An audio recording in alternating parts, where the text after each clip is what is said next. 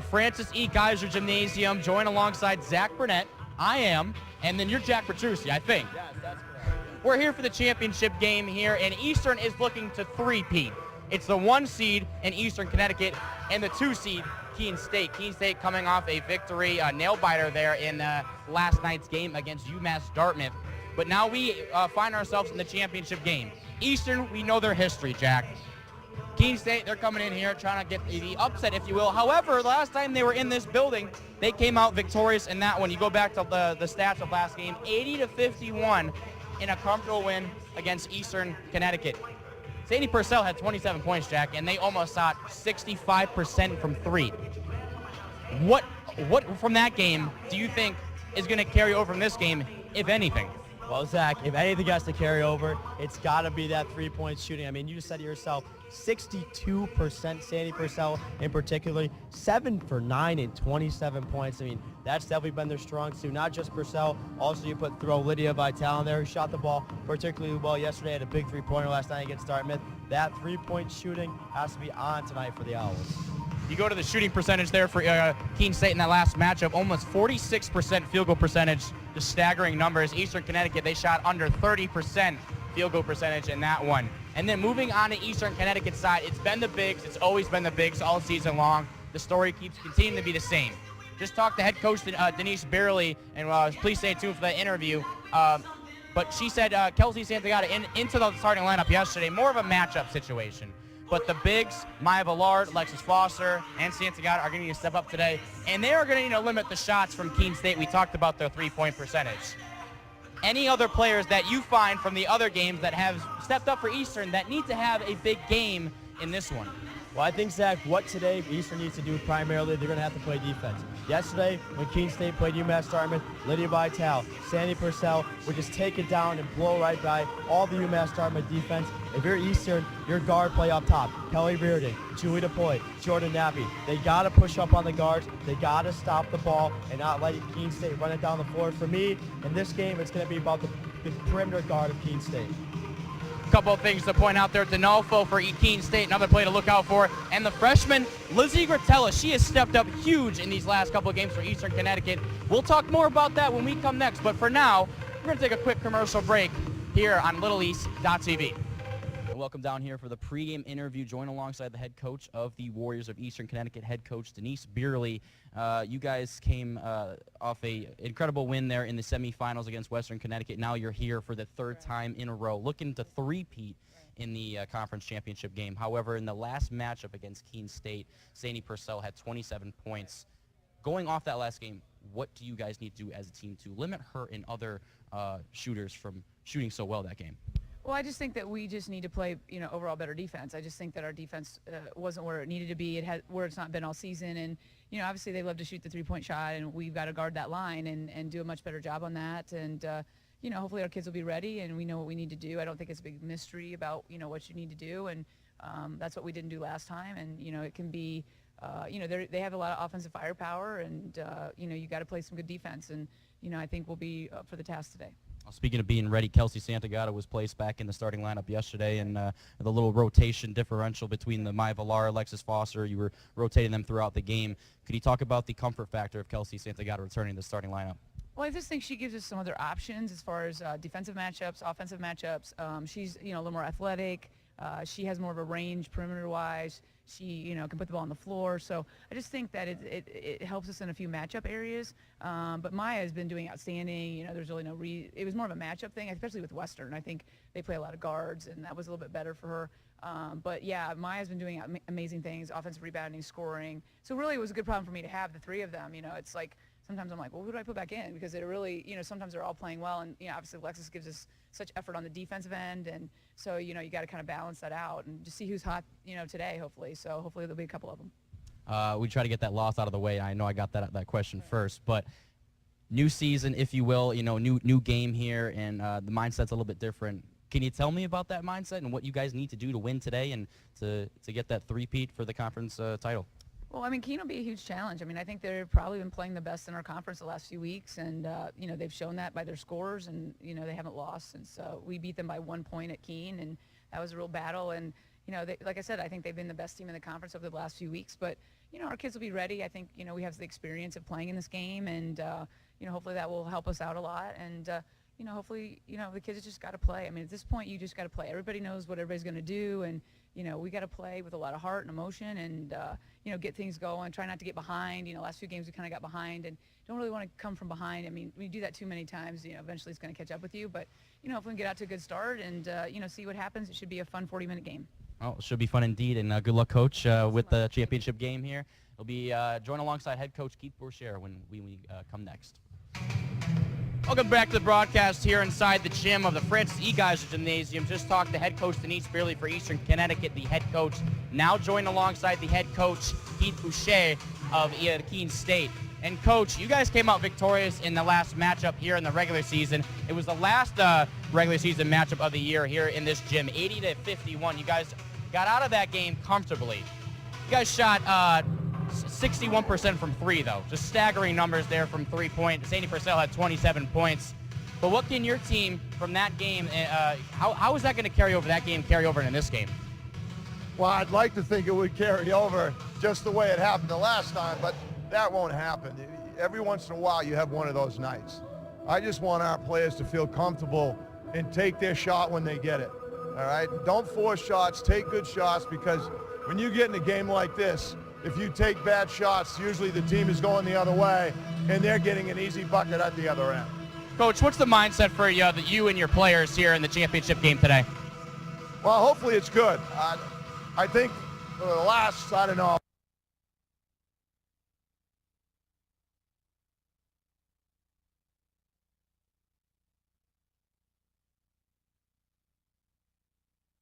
8-9 games of the season, we've been competing at a high level at both ends of the court, mostly defensively. We've done a great job defending people, and you know what?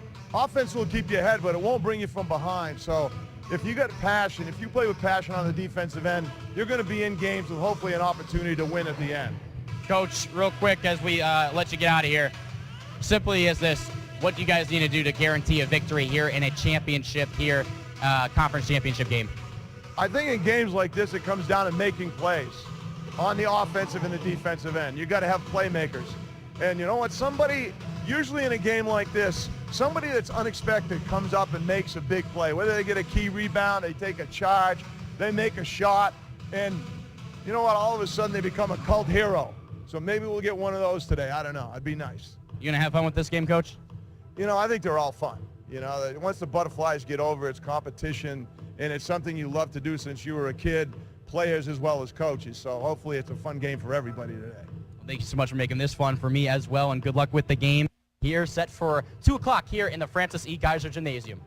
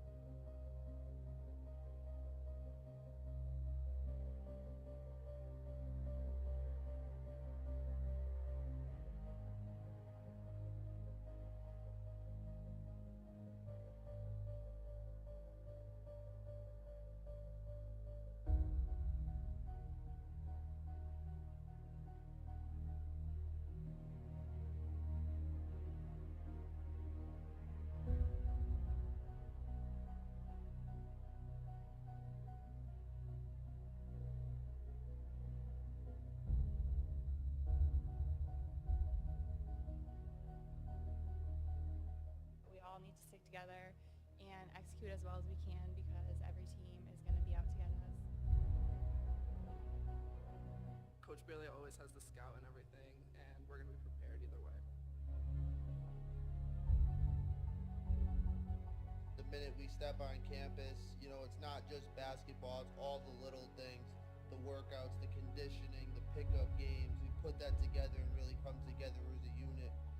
Coach Geithner always says it's not necessarily the best 15 guys making the roster that are on campus. It's the best 15 teammates to make our team successful, and I think that really works when everybody buys in.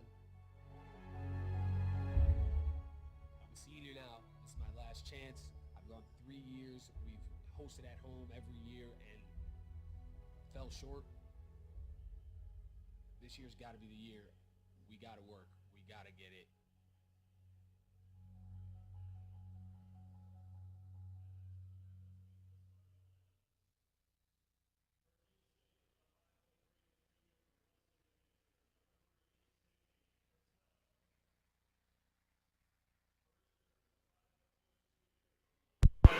And good afternoon, everyone, to a Little East Conference matchup, Eastern Connecticut and Keene State. It's the number 1 seed and the number 2 seed here in the Little East Conference Championship game. Eastern Connecticut is trying to do what no other team has done in quite some time now. Southern Maine, you talk about their program and rich history, but Eastern Connecticut, they're looking to three-peat. Keene State is looking to play spoiler alert, and what a story that would be. You have the men's win yesterday and the women's potentially today. But it's funny because the men's game, it was the 1 seed in Eastern Connecticut versus Keene State in the 2 seed.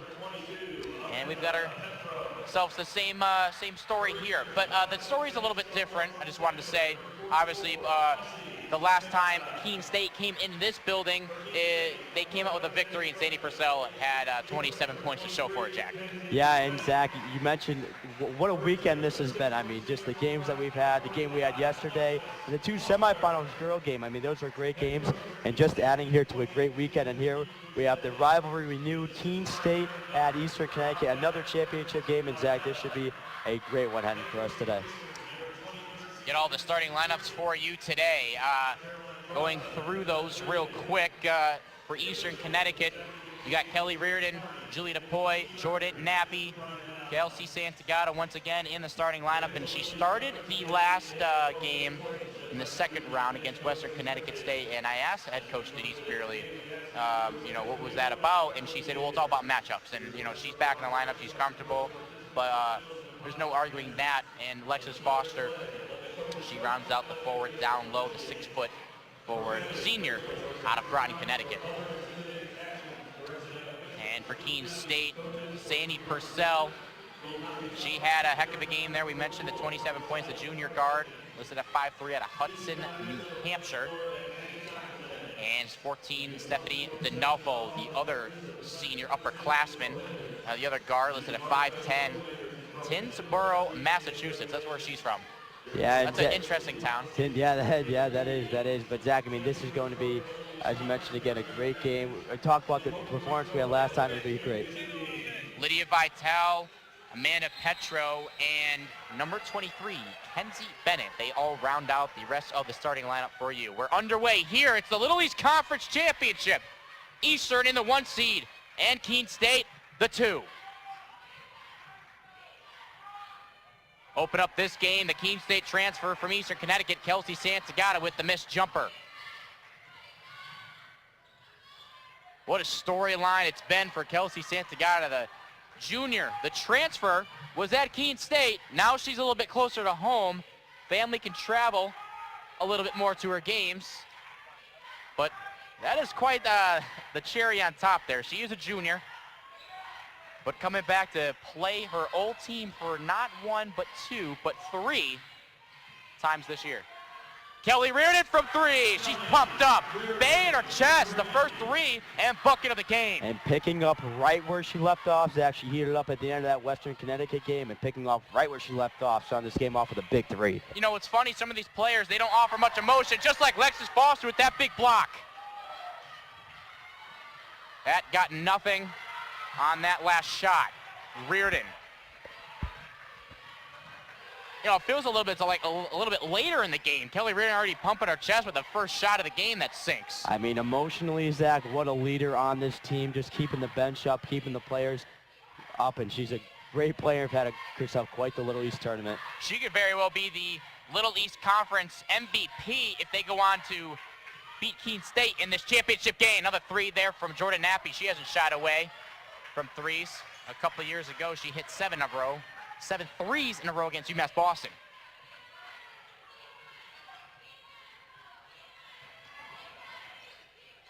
Just about under 2 minutes here.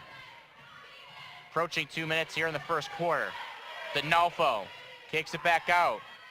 Vitale thinking from three. That one sinks. And she had that big three last game time against UMass Dartmouth last night from the corner, and don't let her heat up.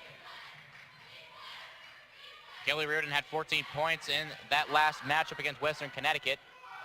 3 players in double digits for both teams when Western and Eastern. Maya Villard had 10 and Santagata with 10.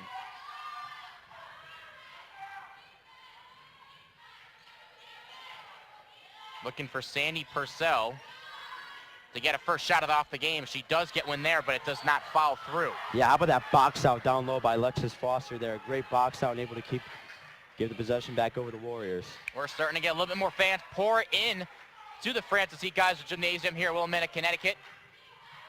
Nice day outside and a nice layup there.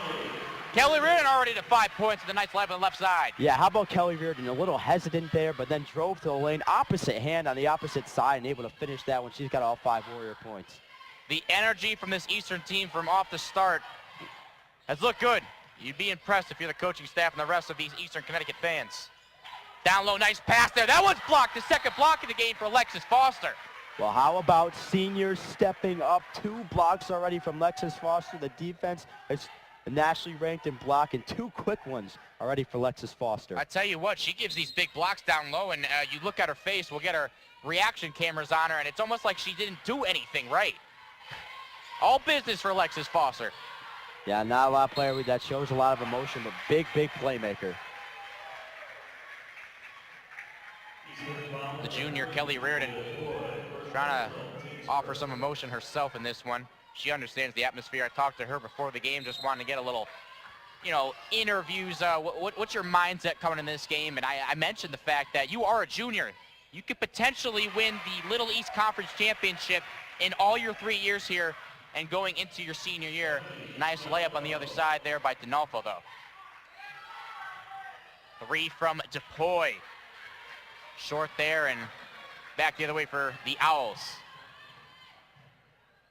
Nice move there, a little bit too strong, but a second chance opportunity. Petro can't come up with it, but she's there with the rebound. A 3 in the corner, this one in and out. Foster on the rebound, it's gonna be last out touched on Amanda Petro.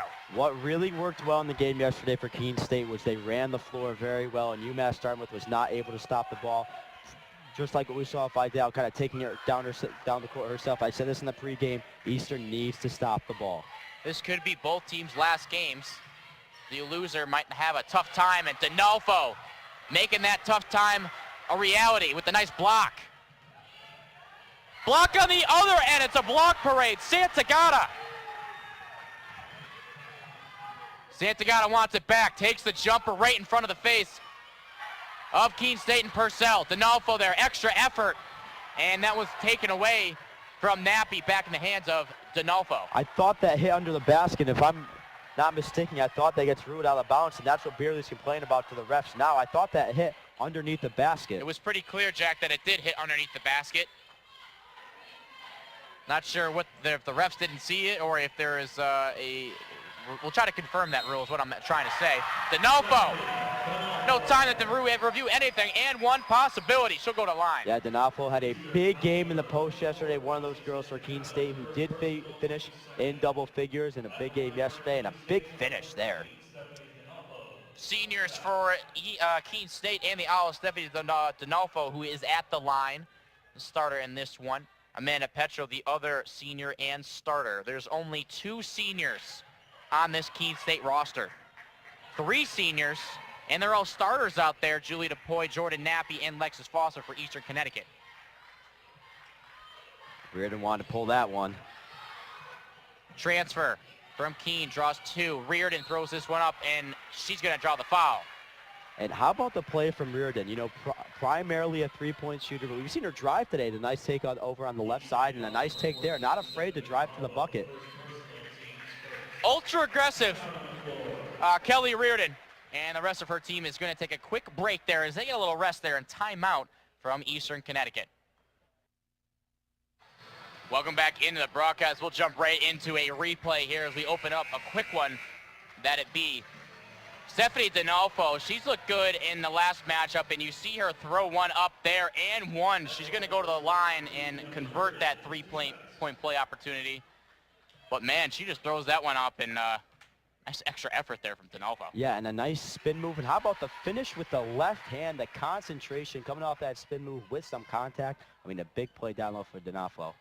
Kelly Reardon sinks the first. She'll look to do the same and time this one up at 7. She cannot do so. Offensive rebound there from Santagata, throws this one up a little bit too off on the left side of the backboard. Purcell gives it up to Petro. Petro converts on the other end. I mean, you got to stop that ball up top. Purcell kind of ran that all the way down. A nice dish to Petro down low, but you got to stop that ball when it's in the hands of Purcell. Excuse me, D'Onofrio 0 for 1 at the line, the free throw line. That three-point pay opportunity you just saw in the replay was no good. Santagata looked like she was hit there and got nothing. And Kelly Reardon's asking for if she got tipped, if the ball got tipped there. Hard to tell if the ball got tipped, but it was pretty clear that she did get knocked down after the shot. You know, as a shooter or as a defender, you have to allow the shooter to come back down safely. And could have gone either way there on that last call. Eastern will try to capitalize down 3. Kelly Reardon on the drive on the left side. She'll go to the line. Yeah, and keep playing aggressive. Reardon, keep driving, keep playing aggressive. And for her size, like I said, not afraid to take it to the bucket. I mean, she's playing great basketball to start off this game. Eastern Connecticut looking to tap into their bench. My Villarge at the score table. 4:02 left in the first quarter. We had a very short game in the first semifinal game as Lexus Foster comes out, takes a quick break. Very short Western game, and it's making this one, especially this first quarter, feel a lot longer. Back on the other end on the right side, great pass and finish there on the other end. Yeah, it's just the quickness. Vital quickly getting down there, having the open bucket to herself. I mean, you got to keep pace with her. Vital had plenty of space and opportunity to make that layup possible. Nappy's no stranger to big moments in the Little East Conference championship games in the last 2 years. Elbow jumper there from Santagata. Got hit on that. No call. Out of bounds. It's going to go back the other way in favor of the Owls. Yeah, kind of a shot. Santagata was kind of getting double teamed at the elbow. She does love that shot, Zach. You've seen that a couple of times since she's come back, but not the most high percentage of shots with 2 women in her face. She comes back and looks at head coach Denise Beerley and the rest of the coaching staff, and she let them know, hey, listen, I got hit on the elbow. Looked like she did there. And she's been harassed all game long, as well as the rest of the bigs for Eastern Connecticut. Petro working on Villard. Santagata there for help. She'll defend on D'Onofrio. D'Onofrio with the run and push. And it's going to be hit and a jump ball. Right before that one goes out of bounds, it's going to stay with Keene State. That, in my mind, is a huge play. Villard getting her hands on the ball as D'Onofrio was driving, forcing a jump ball. And now with Keene State got a second to get off a shot here. That's a great defensive play by Maya Villard. 11-6, the lead for Keene State. Santagata to the bench. 2 team fouls for both. Purcell, scoreless, and it's going to be a shot clock violation. And not aware of that at all. Purcell could have had to kind of pull that up from the corner, but not aware of that shot clock at all. And Eastern gets a huge break there. Huge break indeed. So Villard back with Foster. There's plenty of comfortability with this lineup, especially after Santagata going down with her ankle injury. D'Onofrio putting on the Jets. Petro's there for the second chance and offensive rebound. Petro good for 2. Yeah, just not boxing out. I mean, there's been many second-hand opportunities that Keene State has had just due to the fact that Eastern's not boxing out and not putting a body on a Keene State offender. Reardon over to DePoy. Nice defense there from Lydia Vital, though, getting her hand on and on.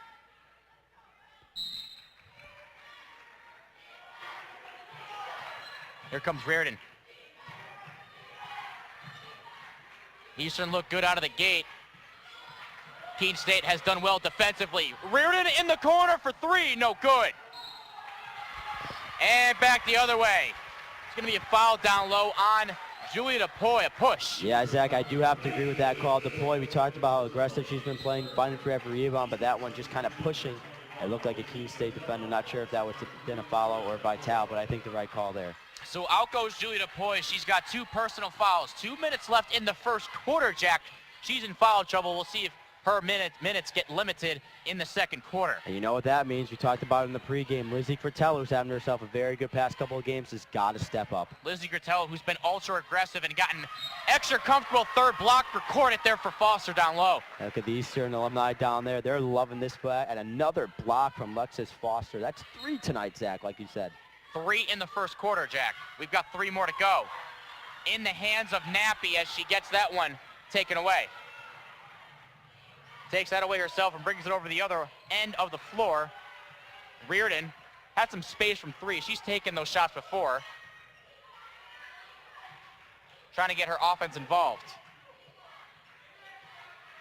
Kelly Reardon has turned into more of a shooter in her role later in the season. Jordan Nappy with the point guard duties directing the offense. Trying to make a move on Donalfo. Drive on the left side. Throws this one up. And it's going to be a charge. Offensive foul on Jordan Nappy. I mean, well set by Sandy Purcell, but that would have been a huge bucket. I mean, ran the shot clock all the way down, nice off the glass. But Purcell, I mean, that was an unbelievable play. Feet were set there, and I think good call. A great play from Sandy Purcell. Mass substitutions there.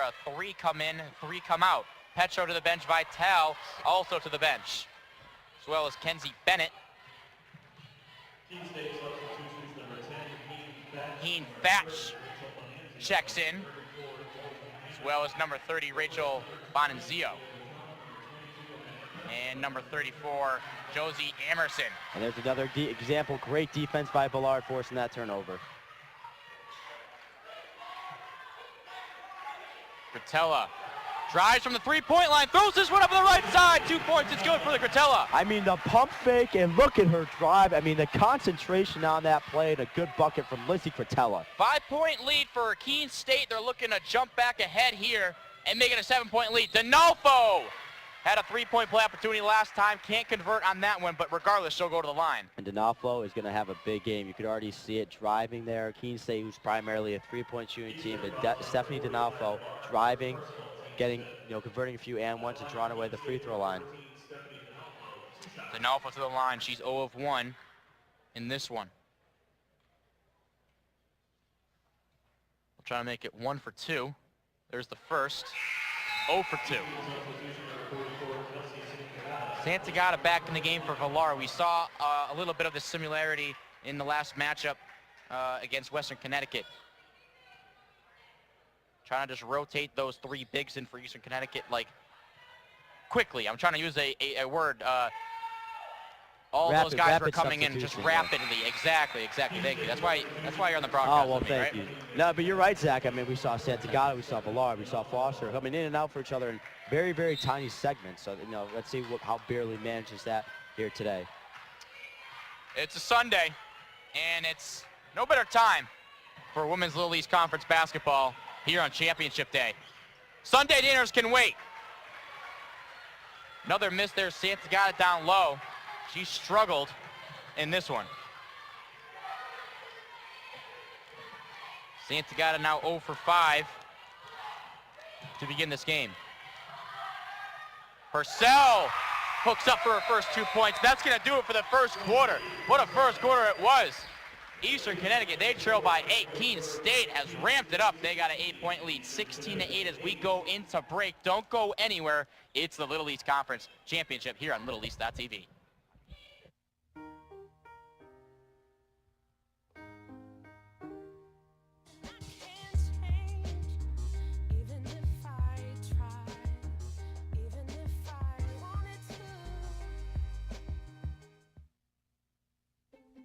My poetry is about viewing the world as I saw it as a young man, and down through the ages I continued to write verse. I used that as a creative expression, but it also helped me through life because I could address certain issues, certain feelings, and certain appreciations. I'm a retired school psychologist, and helping people was my thing. After my stroke, when Meals on Wheels started, I was on the other end of the stick, so to speak. And suddenly I realized I was there where those other people were. My name is Julius Gaines, creative writer, poet, photographer. America, let's do lunch. 1 in 6 seniors faces the threat of hunger, and millions more live in isolation. Drop off a hot meal and say a quick hello. Volunteer by donating your lunch break at americaletsdolunch.org. Welcome into the broadcast here. You see Keene Thatch. Great shot of hers. We go right into a replay real quick as soon as Paul Jorts gets off our screen. Poor Paul. Get to that replay there, and Sandy Purcell, first 2 points tonight, they came on that last second shot there on the other side, right in front of Eastern's bench, and she finally gets on the board.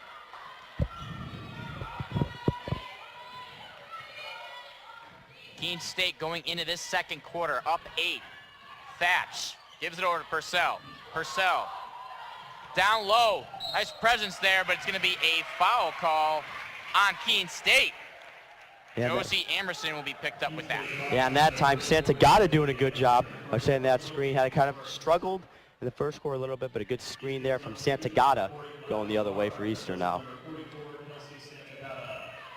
A 66-61 victory was last night's game, that 7 o'clock game. UMass Dartmouth ended up opening up the game with a 2-point lead in the first quarter. Tied up at 17 all. Reardon pointed to her head, man. She loves these moments. And there it is again, Kelly Reardon. I mean, stepping up, another big three in her right, Zach. She lives for these moments. I told her right before the broadcast, not too many people offer emotion out there, especially in this tournament to begin. But I tell you what, you don't have to taunt or anything like that, but maybe just a little, excitement in the air, that's good for our broadcast. But hey, listen, if that's not the case, that's not the case. But I think it looks good for our broadcast, and we're enjoying what we're seeing so far from both teams. Absolutely, and Reardon provides that energy not just for us, but our teammates. I mean, the emotional leader, I think, on the floor is Kelly Reardon. Off the backboard. I'm not sure if she counted that and called it. Sandy Purcell, a deep three, puts them up 8. And this is when you start to get in a little bit of trouble. Don't let these Keene State guards heat up from downtown, because they could be deadly, as we saw in this building a couple weeks ago. Keene State was in a battle last night against UMass Dartmouth. The game was tight, and then you go to the third quarter where Keene State outscored them by 9 points. What was a difference maker in that 66-61? Bring on the crowd noise. Maya Villard to the line. And how about that move? Just like I said, Maya Villard just does a good job of playing simple basketball, a nice pump fake drive there with some contact and the finish. We've got a good crowd on today for the women's championship game. I see some of the Eastern men's players in attendance, as well as some other sports players. Eastern Connecticut, and a good showing once again from Keene State, making the trip all the way here to Eastern Connecticut. It's about 2.5 hours or so, 2:20 from Keene to Eastern. Converting on the three-point play opportunity. That bucket was huge, and it got the crowd back into it. A 5-point lead now for the Owls. D'Onofrio slows this one down. Thought about the drive. You could say you got a mismatch down low. Lizzie Gratella on Amerson. Amerson wanted the ball bad. She'll take the pick.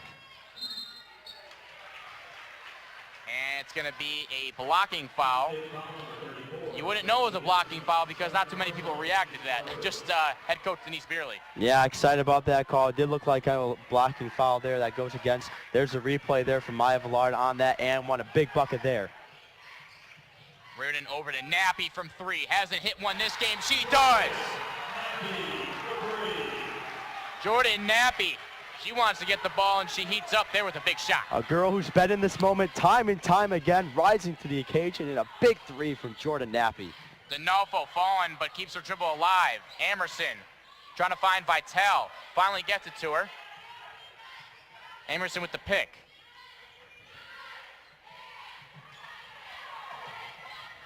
Bonizio wanted it. On the floor goes Gratella. What a play down there for Gratella. Reardon slowing down her offense, trying to make something happen back on the other end. Down 2. It's only the second quarter, and we got ourselves a ball game. No good there on the layup for Jordan Nappy. Valtel back the other way. And we got some substitutions waiting for us at the scores table for Keene State. D'Onofrio, fake the pass, trying to make a post move down low, and Santagata gets this one to fall. D'Onofrio, Zach, we say it over and over and over again. Great play down low. That spin move touching off, that kind of little hook shot there, and she's been huge today. D'Onofrio putting this game in her hands. She's got 7 points to show for it.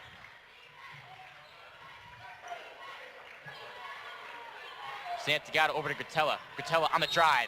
Takes on 3, and it's going to be a little push there down low.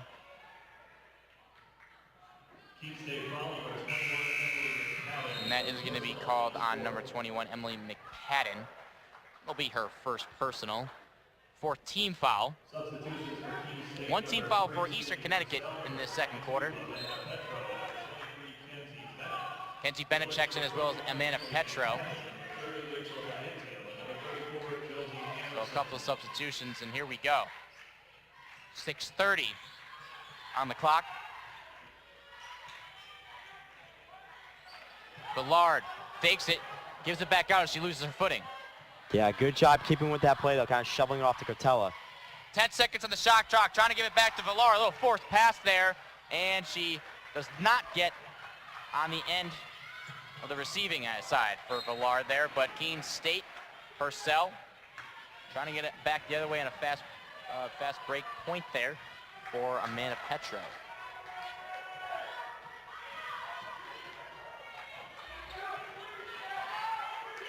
Four-point game. 2-possession game here in Willimantic. Villard. Drive there. It's going to be a charging foul. Another big foul call going against Eastern Connecticut. On that time, I do not think the feet were set on that one. I mean, it looks like Purcell was defending Reardon and going with her the whole time. I don't know, Zach. May have gone the other way, in my opinion. I tell you what, though, every time an Eastern player tends to drive down low, they have a lot of bodies, Keene State does, and they all crash down low, either stepping up for the charge or stepping up for that extra defensive play. It's a big reason why Eastern Connecticut trails by 4. Reardon got her hand on it, and Grizzly Gratella over to Santagata. Talk about the second chance opportunities. Diving on the floor, there's 3 Eastern players. They're all crashing in. They're ready to play. And that's the second possession in the row where Lizzie Gratella putting it all on the line, diving for loose balls, keeping possessions alive. And you're right, Zach. Very physical, very aggressive game for these Warriors so far. I wish we had a camera up here because you were hitting your hand. How many times there? I don't know. I'm putting the hammer down. This is getting me excited up here, Zach. I mean, this is playoff basketball at its finest. Well, welcome to the Little East Conference Championship, Jack. It's been a fun ride so far. Atmosphere is always great. Perhaps we'll get together. Foster's at the scores table. Let her check in, and my Villar will take a quick break. And, you know, Zach, we kind of saw last game Villar kind of subbing for Santagata, and they would kind of swap out. But it seems like so far Brearley's going with picking out Foster down low for Villar, kind of swapping in and out. Santagata. She's a shooter, as well as Lizzie Gratella. Santagata, no good, a little bit too high off the glass. The baseline jumper. Purcell back the other way, almost got away with a travel, but she'll connect for 2. Yeah, this is a nice play. Good defense by Purcell. Purcell almost hit that right out of her hands, but Purcell, like I said, the quickness, don't let them get down the court.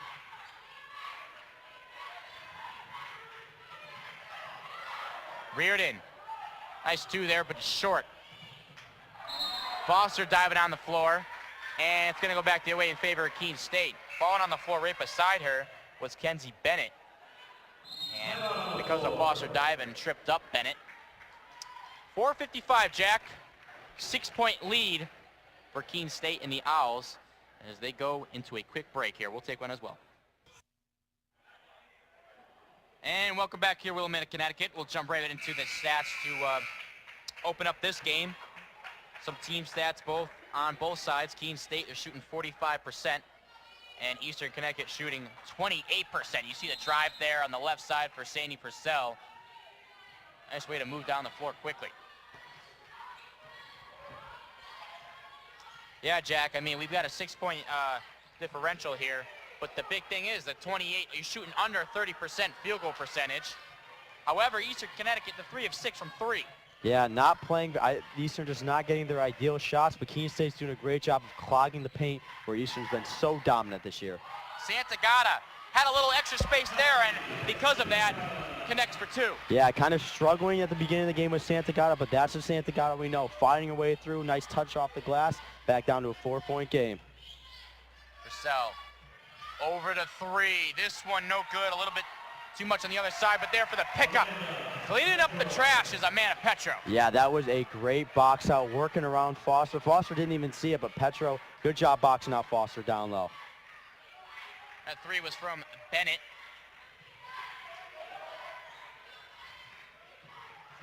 But a nice finish there for the Keene State big. And another charging call. And another one going against Eastern Connecticut. Stepping up there, Sandy Purcell. That one will go against Kelsey Santagata. Well, Zach, you were right. When Eastern drives, Keene State is swarming in the paint, and they've read this offense, Eastern's offense, so well, setting another screen. That time, Sandy Purcell stepping up huge on the defensive side. Keene State goes in this one with an 8-point lead into the second quarter.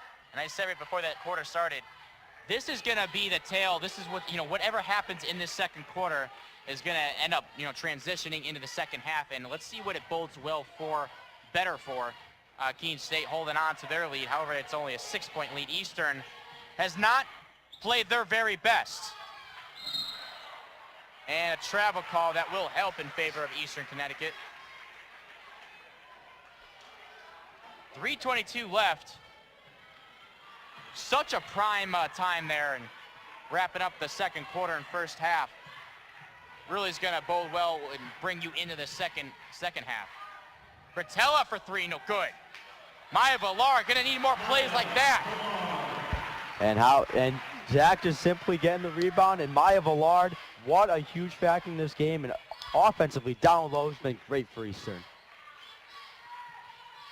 The bigs are going to need to step up there, and you mentioned all the traffic down low that Keene State has caused, limiting the Eastern bigs.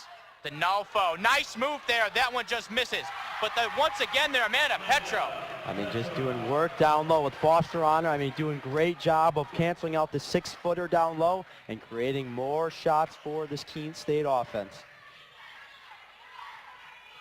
Amanda Petro, she stepped up. We talked about the Eastern bigs, but give credit to her as well.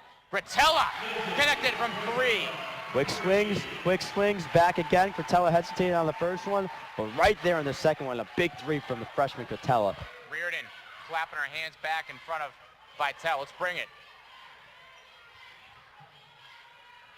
Purcell has some space from 3. That one, flush. Starting to look like the first time these two squared off a couple weeks ago. Sandy Purcell catching fire from 3-point range. Something about this Keene State Eastern rival. It's not just the men's, ladies and gentlemen. This Eastern rivalry is real. And before this game was tipped off, you could sense that atmosphere in the air. Big call there on Eastern Connecticut. Travel call. Yeah, Zach, right out of the gate. I mean, this had tournament caliber written all over it. Both teams coming up with fire, with a lot of energy. I mean, this is all it's hyped up to be. The Owls have offered their energy, and we're not even into the second half yet. We're not even into the first quarter. First shot of the game is the 3 from Kelby Reardon, and she's already pumping her chest. Villard, very composed Eastern Connecticut team, trying to get back in this one, down 6. This one gets stuck. Not even an opportunity to get an extra roll or bounce there. 3 from Jordan Nappy. She falls to the ground. No foul call. And there's going to be Hugh Lindo with the dislocated shoulder who tips that one out. Player on the men's team. As we get another look at that 3-pointer from Sandy Purcell. They were hitting for her last time she was in this gym, and she connects for her first 3. Sandy Purcell with 10 points in this one. She's 7 away. We're going to stay right here. Sandy Purcell is 7 away from 1,000 points in her career. Yeah, and Zach, looks like she might get it here, but I mean, only a junior, Sandy Purcell. We've seen how much, when she gets hot, how hard it really is to stop Purcell. But I mean, reaching a milestone like this in a game like this, I mean, that'd be quite the story for Keene State and Sandy Purcell. First game change in Sandy Purcell 3. She's got 2 threes, 2 for 4 in this one. Not too shabby shooting for Purcell. Absolutely not. Absolutely not. And now starting to heat up. Like I said, starting to look like the Sandy Purcell we saw the last time these two squared off, and you can know how dangerous she could be. She had 13 points in last night's game. Vitale had 15, and Donalfo had 14. Off the bench, Emily McPadden had 9. A little bit more balance last night, but a different story in this one. Donalfo, who's handling possession, she's got 7. Takes a shot there and connects. Yeah, if you're Villard, you've got to step up on that. I know Donalfo has done a great job of post work, but you can't give her that open of a mid-range jump shot. It's going to come down to the big shots there, limiting both teams and their shooting percentage. Eastern has had a hard time getting those easy buckets down low, haven't been able to finish, but Keene State has hit the big shots when they need to. 30-second timeout for Eastern Connecticut. They are down 8. And we are not down at all. We're ready to come back here after these quick break and messages. Welcome back quickly out of that break. Lizzie Gratella, no good. 7 seconds on the shot clock, 26.5 on the game clock here in the first half. Need a big shot here. I mean, yeah, about 7 seconds to heave it up here. They need a big one.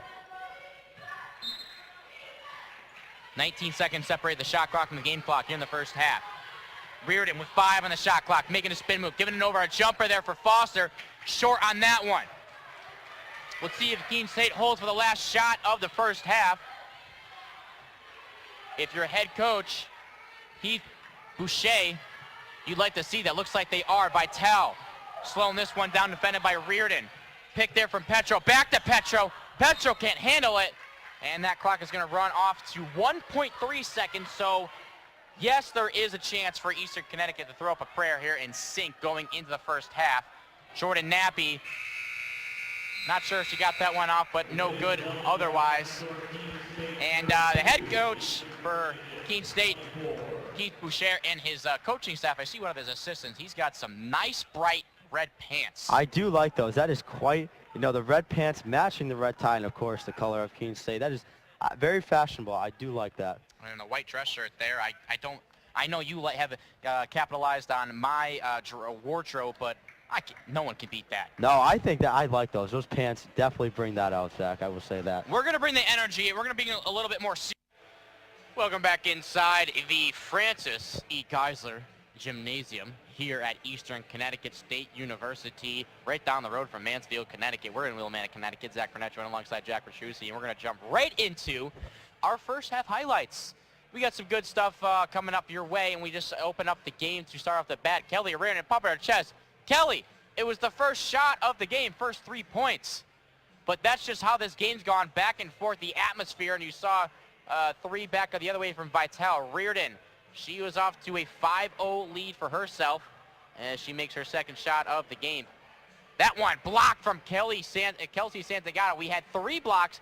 They came from Lexus Foster, but the bigs down low for Eastern Connecticut, they were making their presence known there, and one called to Nolfo. And Sandy Purcell, she picked up her first 2 points on that bucket right there. And we'll finish off here. Another 3 there for Kelly Reardon. Keeping her wrist, keeping that form after that shot, letting people know.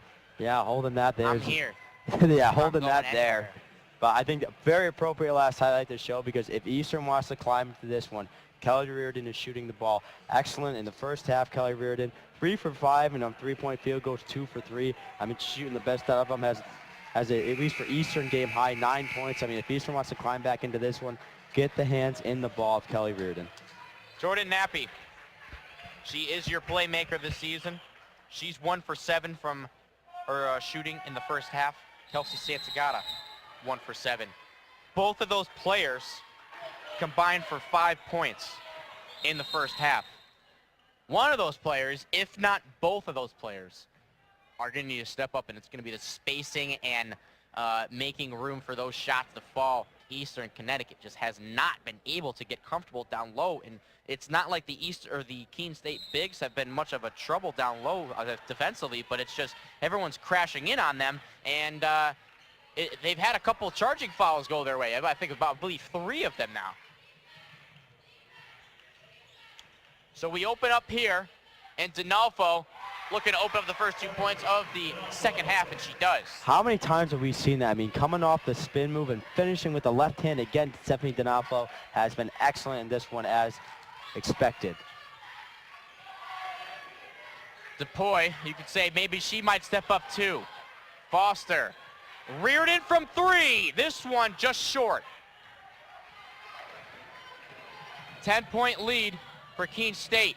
Trying to stretch it, and Foster takes that out of D'Onofrio's hands, but she's going to be called for the foul. I think as far as hand goes, but I did see a little bump in there from Foster. I mean, if you want to argue, you want to let them play.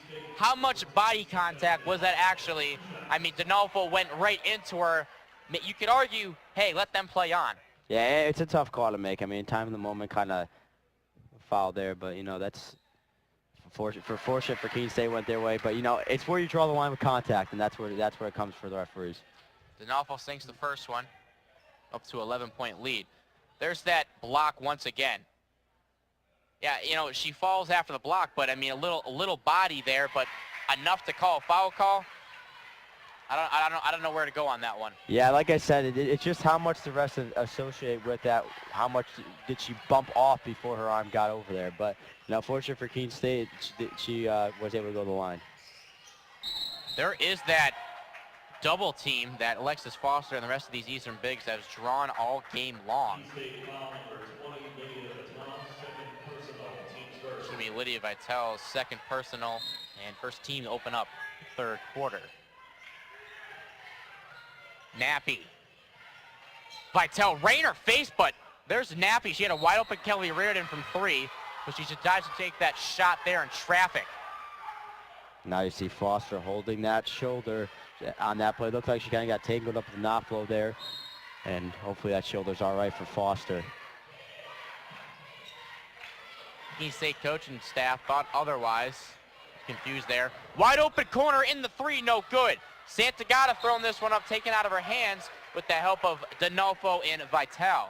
Yeah, but that's the looks that you want. I mean, DePoy didn't hit that one, but that's the open looks that you need to get if you're the Warriors. Aaron Brooks, Shannon McCourt, and Jill Rytrowski, some alums on this Eastern side attending in the audience. Some bystanders. Shannon McCourt was a student assistant last year when they repeated as Little East Conference champions.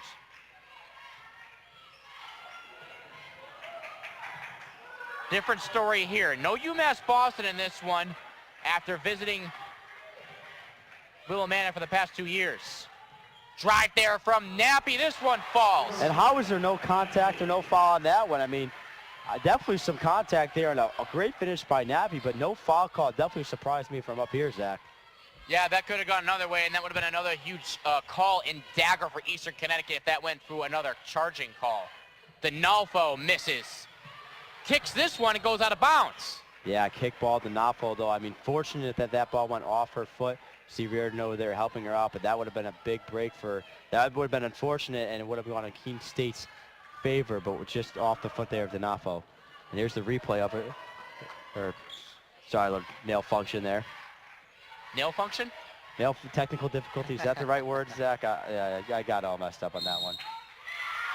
And another big call. That's going to go back in favor of Keene State. Man, they are stepping up, and this has killed Eastern Connecticut all day. And Zach, you said it perfectly. When Eastern drives to the lane, Keene State is clogging that middle. And another set, and I got to give it to them, getting their feet set there, and they're reading this Warrior offense right now. Eastern Connecticut back on defense. They're trying to read the offense of Keene State.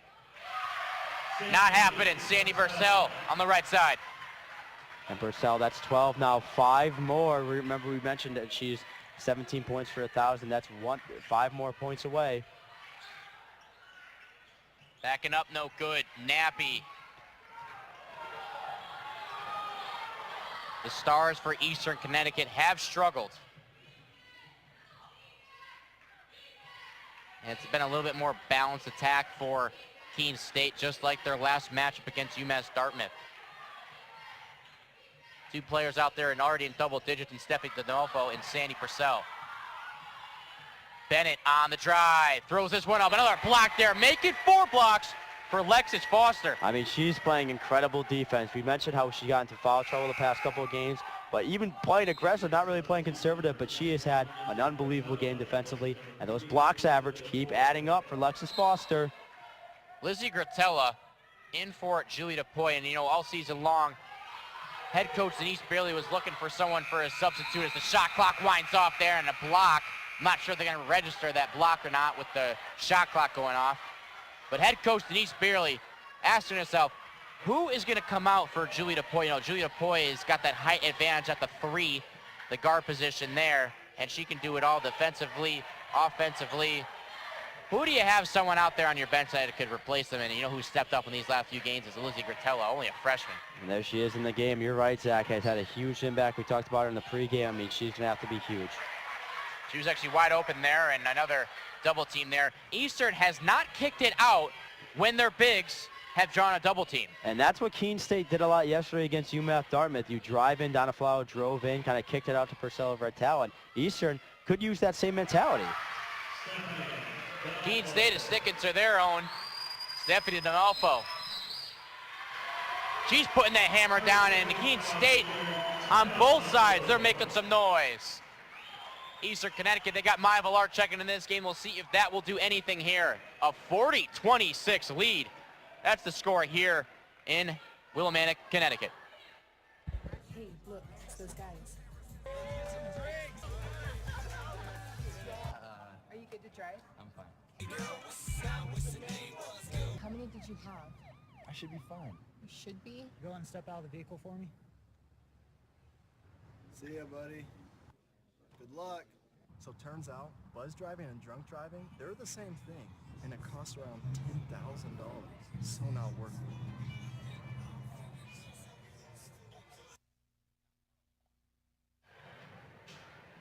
Welcome back to the broadcast. It's our LittleEast.tv powered by Stretch Internet broadcast. We are ETB Sports here. And this is our last game, Jack, of the weekend. Last game of the weekend and potentially last game of the season here for us, Zach. And it's been quite the season from up here. I will say that. Well, we had 2 games on Friday. Those were the men's semifinals, and then the championship game yesterday where Eastern was victorious in that with beating the number 2 seed Keene State. And we jump in right back to our replay here. D'Onofo, man, she has looked good. She's got 12. Try to get her points up here. Just had her in the game, just checked her out. She'll take a break right now. But D'Onofo has, we'll update that with the stats, so just reloading the stats. She has had a good game. She is going to need to have a good game too if she wants to get this team back in control. They are down 12. They were just down 14, the biggest lead of the game for the Keene State Owls. Big steal there in the defensive stops for Eastern Connecticut. They are going to need to continue to pile up if they'd like to make a big push.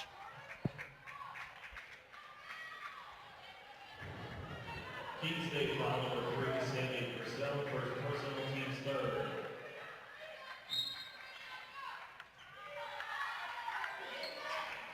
Third team foul.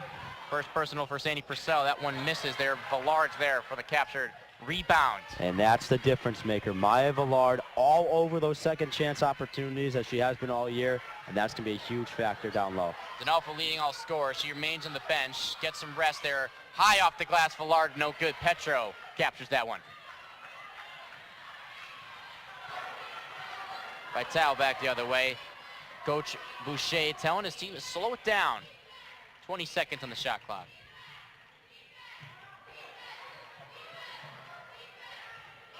Coach Boucher will get you his information there as Purcell connects from 2, deep 2. And she just creates open shots for herself. I mean, so quick, so aggressive, and she just creates shots for herself. And the pull-up J there, I mean, she's just so good from so many different areas. Back to 14. Fakes it to Reardon, connects from 2. Back and forth. Yeah, that's Nappy's shot. Nappy, another girl, I talked about Purcell. Nappy, another girl who likes to create shots for herself, dribble, coming off the dribble, likes to shoot it, and a nice bucket there from the captain, Nappy. Needs to get back in that championship mode or in shooting mode. She gets the rebound. Another rebound for Nappy, pushing back the other way. She's got Reardon to her right. Spin move, drives, throws this one up, and she'll go to the line. Yeah, and that's the Nappy that we know. Nappy who's aggressive, Nappy who could shoot. But on this play in particular, driving there, creating the foul, drawing some double teams, and then going with it, making her way to the free throw line. Yeah, we know, excellent free throw shooter. Timeout on the floor here. 4:11 left in this one. It's a 12-point lead. Eastern Connecticut trying to make a push, get back in it after Jordan Nappy with a couple rebounds, and she'll go to the line when we come back. Welcome back here inside Willimantic, Connecticut. It's the last game for both these teams potentially. The winner moves on with the automatic bid in the NCAA tournament.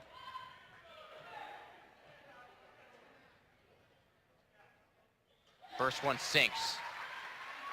And this is the girls that we talked about, someone who needs to take over, a girl who's been here before, a girl who's been very good in the clutch this year, Jordan Nappy. I mean, if you want someone to take over this game, it's got to be her. I mean, she has the experience, she has the talent, she's proved her clutch moments here today, and she's got to be on, in my opinion, Zach. Keene State in unknown territory. They have not won a Little East Conference championship, have not won a tournament. You see a lot of Southern Maine up here. Eastern Connecticut, Western, UMass, Dartmouth, and Rick in the other couple of years, but no Keene State have failed to capture a Little East Conference championship. D'Onofrio over with the miss, and it's going to stay right here after the miss from Emerson. Maya Villar picks up her second personal, and that'll be her third, Eastern's third team foul. Vitale with the inbounds. Emerson, she got a mismatch down low on Jordan Nappy. Vitale up top, slowing it down. Yeah, maybe take advantage of that mismatch down low. Nappy now on to D'Onofrio, a little help D there. D'Onofrio, that they say that one was tipped. No travel call there. Vitale can't hit the three. And this one is saved. What a great save there from D'Onofrio, and out of bounds there. Vitale is going to go back the other way in favor of the Warriors. Yeah, and I think that they missed a double dribble by Vitale there as Beerley was jumping out of her seat. She's arguing over there now. I think they did miss a double dribble call there, but either way, it's going to go Warriors possession. 8-point lead, that would help. Emerson with the rebound. D'Onofrio trying to get it back. She will.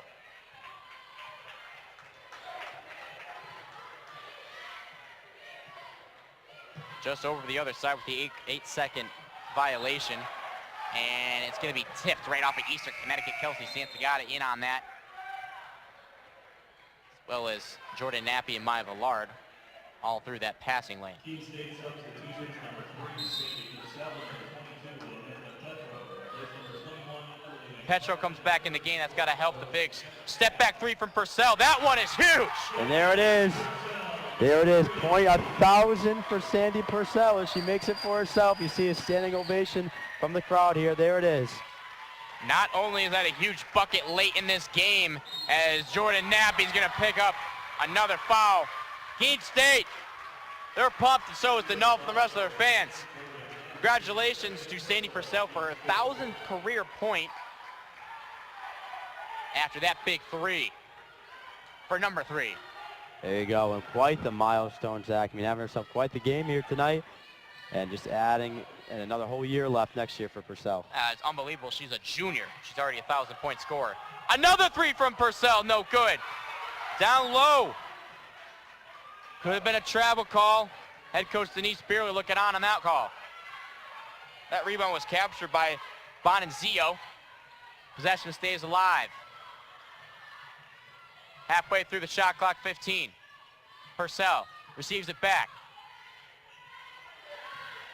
They'll slow it down a little bit there, but they've got 7 seconds left, and another foul call against Eastern Connecticut. These foul calls have really wrapped up, and they have really, really hurt. Yeah, and that hurts there on that play. Only had 7 seconds left on the shot clock, and now that restarts it. There's that step back three, and there's the 1,000th career point for Sandy Purcell. Put that in the record books. And how about on that shot? You mentioned that kind of that step back three from Sandy Purcell, and she nailed it. Well, these free throws down the stretch, both teams are going to nail those. Vitale goes 1 of 2 at the line. I think what this comes down to the Eastern bottom line, you got to play defense and have smart shots. Haven't really got a lot of high percentage looks at all this game, Zach. Lard down low, a little offering an extra body, and that could have very well gone back the other way. Man, these charging and blocking calls have been immense, and they've been huge, and they've hurt both teams, especially Eastern Connecticut. Yeah, and I thought that one was definitely going the other way, Zach, but Maya Villard, who so far had herself quite the second half. In this game, her playing very, very smart basketball, I think, driving to the lane, making her way to the free throw line. And a key factor, definitely, I think, to step up for Eastern as well, as I mentioned before with Nappy. Makes it a 10-point game, 2 of 2 at the line. Maya Villard's got a great stroke there. Yeah, and we talked about that, Zach. I mean, a prime player who was primarily in the post, but you even mentioned before, definitely her mid-range jump shot has definitely improved and progressed as the season goes on. Thatch. Double team action taken away there from Santagata. She's gone to the floor. Foul call. That'll go against Keene State this time. Yeah, and Zach, bringing up the full court pressure now is Beerley and applying a little bit more pressure. Now it's just a great double team, great trap, and now Santagata's on her way to the line. Down 10. 2 free throws were sunk by Maya Villard. Back to the free throw line here. The first one's no good. Santagata upset with herself. Yeah, and Zach, free throws going down the stretch are going to be vital. You got to hit them now, especially in crunch time. I know we got a minute, or I know we got a whole quarter left, but still, these free throws late in the game are going to be clutch. I'd like to take this short time to thank everyone from behind the scenes for ETV Sports. We'll acknowledge that. 0-2 at the line. Could not capitalize off that steal. D'Onofrio makes some moves there. Dishes this off. I'm not sure how she got that pass off to Petro. I mean, that's unbelievable. Falling to the floor right by the body there, Villard, and a nice pass to Petro. She's done a little of everything today, Zach. Villard back out. Deep 2 from Santagata, no good. Thatch there on the rebound. She got this one taken away last time she brought it over.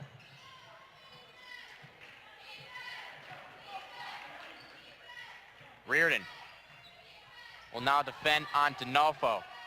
A height disadvantage. D'Onofrio, another great drive for D'Onofrio.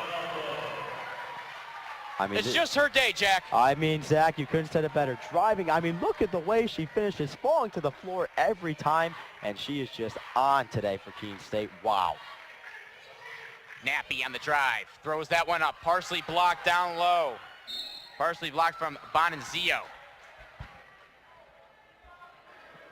Bonanzio and the rest of her teammates get together. D'Onofrio, Purcell, Petro, and Thatch. Zach, I think if you're Eastern, the follow has been killing you in the paint. And, I mean, if you're there, you may want to clog that middle. I mean, she's just driving every time and finishing with that left-hand hook. I mean, it's redundant at this point in Eastern. If you clog the middle or use something to stop this. 13-point lead. 23 seconds left in this one. And if you go quarter by quarter, up 8 in the first quarter was Keene State. Both teams scored 16 in the second. Now it's 18-14 here in the third quarter in favor of Keene State, and another foul call down low. Man, that's been the story all line, and that could be the story going forward if Keene State manages to capture this victory in this Little East Conference Championship. It's been the fouls for both teams, and they've gone way in favor of the Owls. Yeah, and Zach, what I like about this Keene State team today, coming into this game, primarily a three-point team, and you know we've been talking about the front court of Eastern, but they're going strong, they're going aggressive, and they're really taking it to these Eastern bigs. 14 fouls for Keene State and 14 fouls for Eastern Connecticut.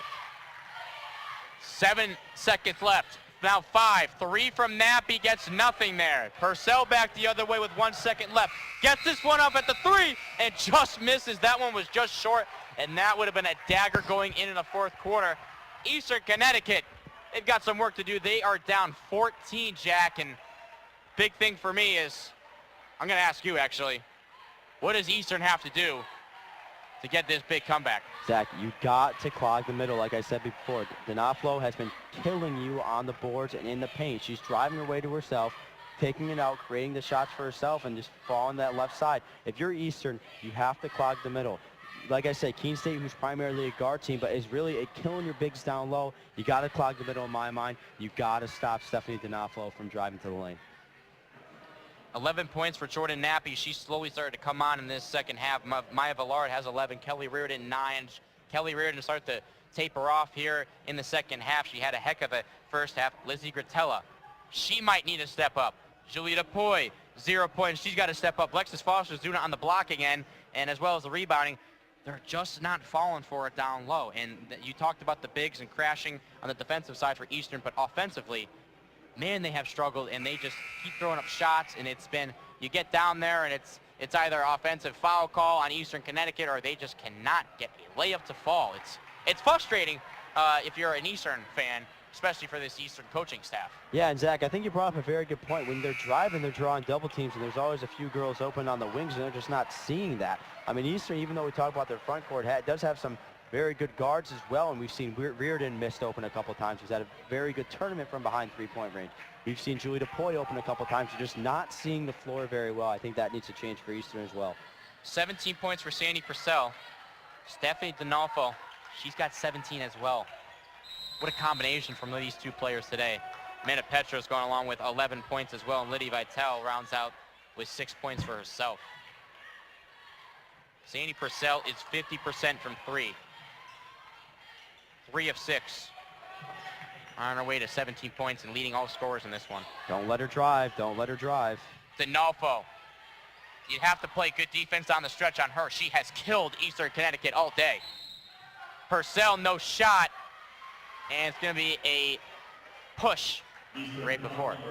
I mean, there's only so much you could do with Purcell. I mean, Purcell, a girl who obviously has been killing it from three-point range, but the quickness that she has to create opportunities, drive to the basket is huge. Alexis Foster picks up her second personal. She was not in foul trouble last game against Western Connecticut, and then boy, did that game zip by. 9:36 left in this fourth quarter, and a 14-point lead remains for Keene State. Purcell making a move, 3-on-3. Purcell on DePoy, junior on senior. D'Onofrio back up top, the senior. By herself, she's just letting that time clock go out. Now 13 seconds on the shot clock. Yeah, I mean, you got to hopefully have something in here. I mean, you can't really do much about this now. Purcell for 3. Oh, that would have been bad if that went in. And Purcell knows it. Yeah, and it looked like that's what they were kind of playing, just waiting there, and then Purcell was going to pop out. That 3 looked very good from the angle up here, but like I said, you got to stop Purcell in this fourth quarter if Eastern wants any chance to get back in this ball game. That would have been a stake to the chest if she hit that 3. Villard and Wood counting. She's got a chance to put this back to a 10-point lead for Keene State. And we talk about it over and over and over again. Maya Villard muscling her way to the rim, bodying down there. Here we got a replay of it, which will come out come at later, but muscling her way to the rim, Zach. I mean, she's so effective in this game.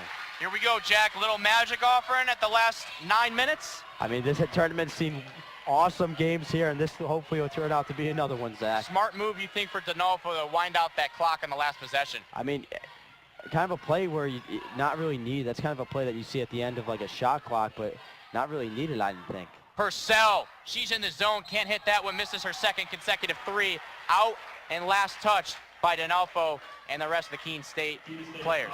I think right at the past couple possessions, Eastern's been doing a good job of forcing Purcell way out of that three-point range. You just saw her took two shots that were kind of farther behind the three-point arc. That's what they need to do. Deny the ball to Sydney Purcell.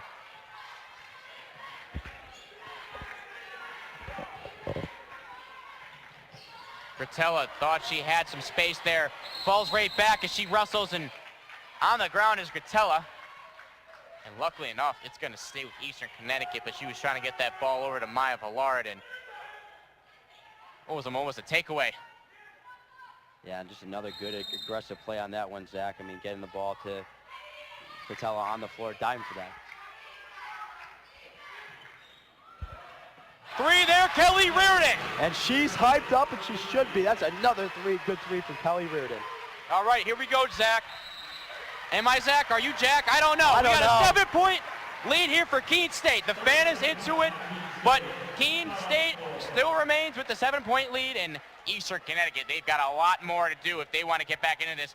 The juice is flowing, the air and the atmosphere is flowing. We'll see if we can take a quick break here, if we get a shot there from a couple of former players on Eastern Connecticut's side. We're going to go right actually into the replay. Kelly Reardon.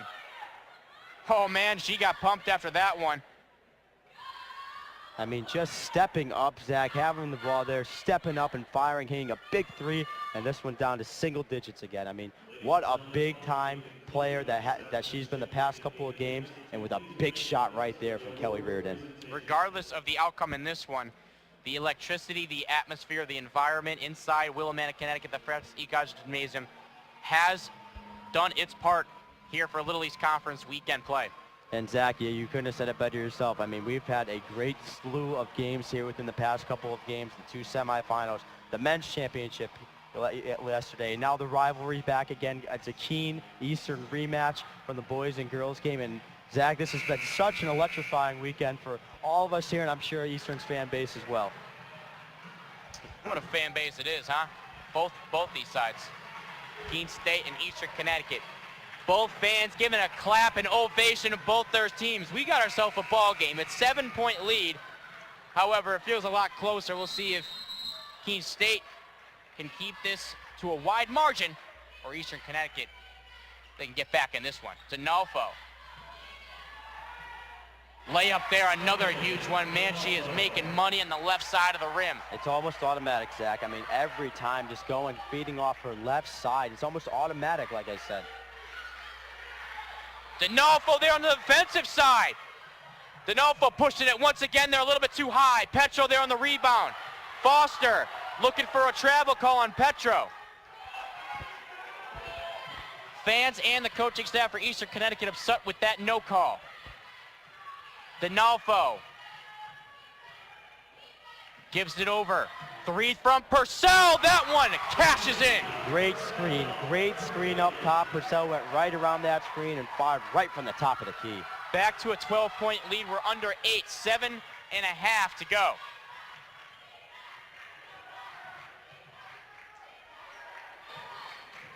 Gratella, need a big bucket if you're Eastern Connecticut.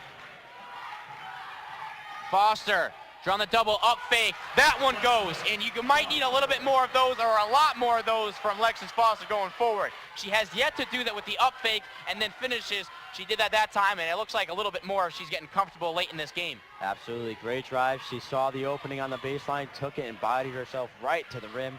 And a good bucket there from Lexus Foster. Purcell, another three. That one just misses there. Second chance opportunity and a three-point play for Keene State. I mean, Zach, you have an opportunity where you have Purcell off, you get her to take a bad shot, and then you let Keene State right back in. Honestly, on Keene State's standpoint, Great rebound there from the Owls to put that back up in a huge play for the Owls. 6:44 left in the fourth quarter in this conference championship game. 4 fouls on Maya Villard. Kenzie Bennett to the line. There is Kenzie Bennett in the three-point play opportunity. The Keene State bench is hyped. And boy, if there isn't electricity in this gym from this weekend, I don't know where it's coming from. Zach, this has had I don't know everything. what else to say. 3-1, that one just rims out there on a 3 from Kelly Reardon. She quickly gets back on defense. And that would have been huge. They needed that bucket. Reardon would have been a huge 3. Just rimmed out on that one. Cutting to Nolfo, that one just misses. A little bit too extra on the other side of the backboard. DeNolfo has been clutch all game long. Nice find down low there to Maya Villard, can't get it. Tie up there, Villard and Petro. Petro showing a little angry face there, as well as Alexis Foster. Yeah, and you saw the reaction from Beerley, and I don't blame her at all. Looked like Villard definitely got some contact down low there, but no call there, and Beerley's still going. 13-point lead.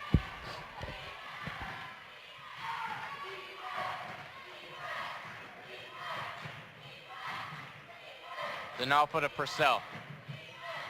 Both of those players have helped this big lead there, and she'll go to the line there as she falls right underneath the hoop and baseline. I mean, Zach, you got to give all the credit in the world here to Sandy Purcell. I mean, doing a little bit of everything.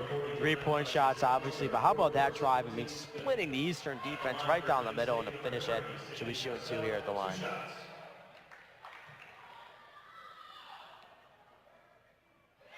First one sinks for Purcell. Needed 17 points today to get her 1,000th career point. She's got 20, now 21.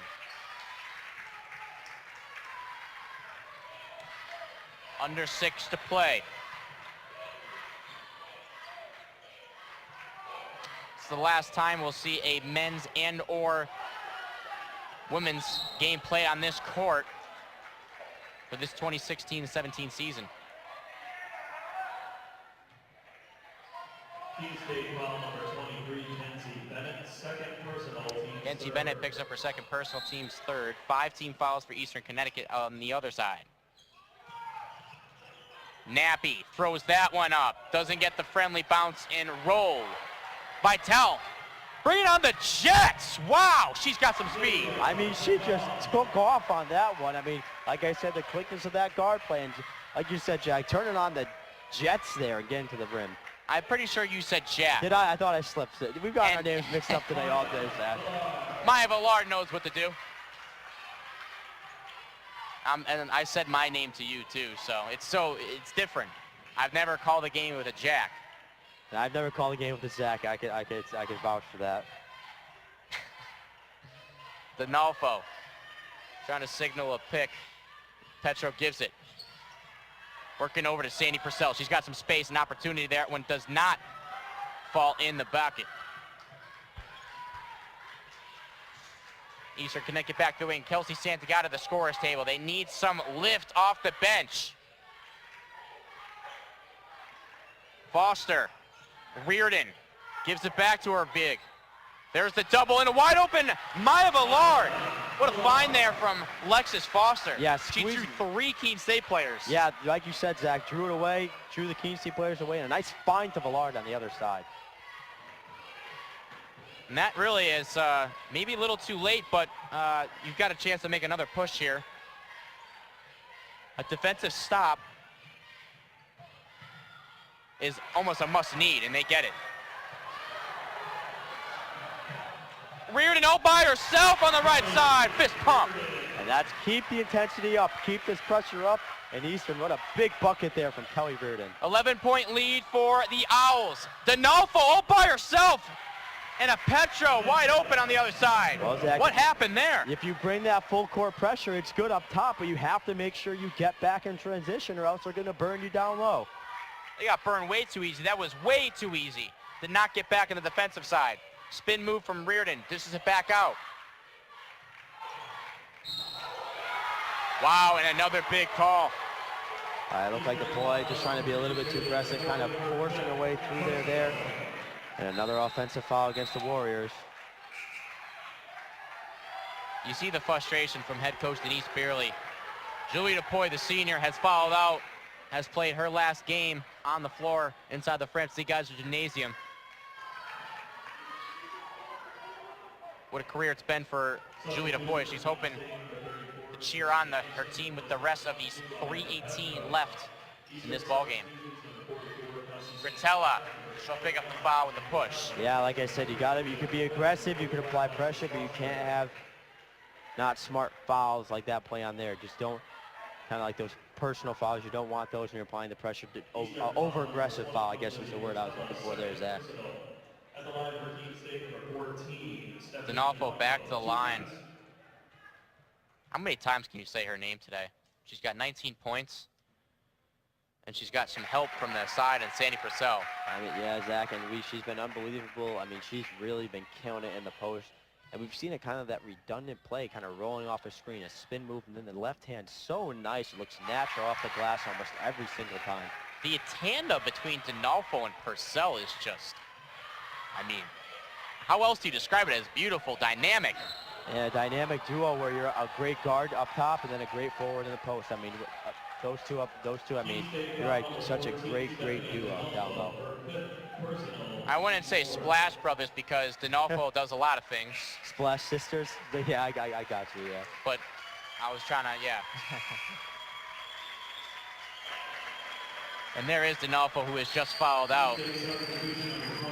And standing ovation, I think rightfully so. Had an unbelievable game.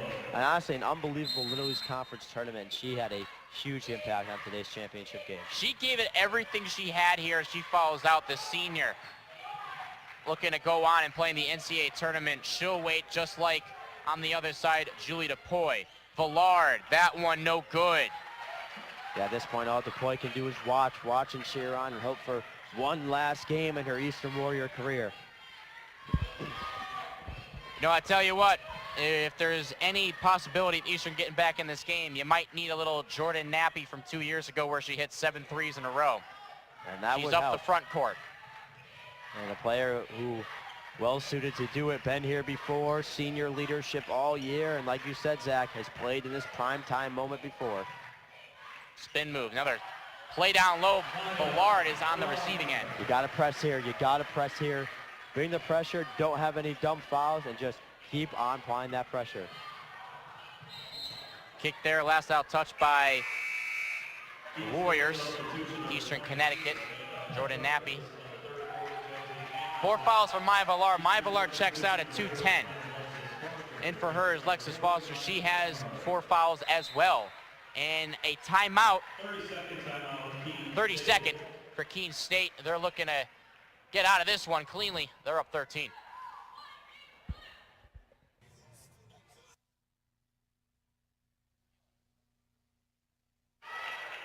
And we just talked about this out of the break, or at the break. It seems as if Keene State has felt as if they've won. Yeah, I mean, feeling the time winding down here, approaching 2 minutes. I mean, if you're Keene State, you just got to play conservative. Don't try to do too much and take that time off the clock.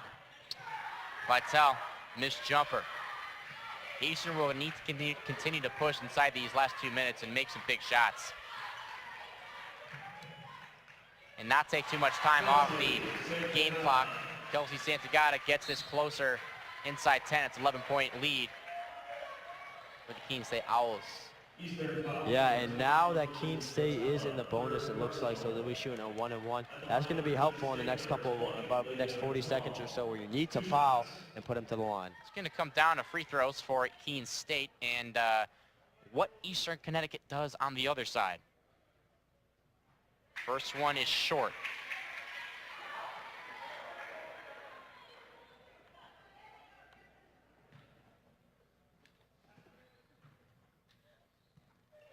Quietness in the building.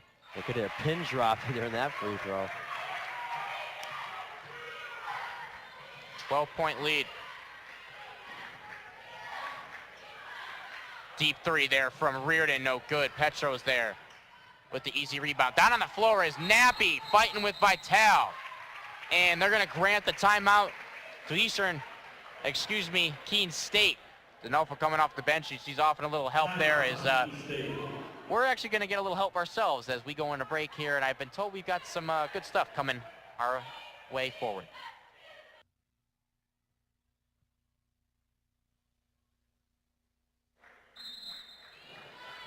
Here we go, 1:30 left in Little East Conference Championship play. 68-56. Petro can't come up with it. Keeping it in bounds is Reardon. Gotta go. You gotta go now. Need quick buckets here.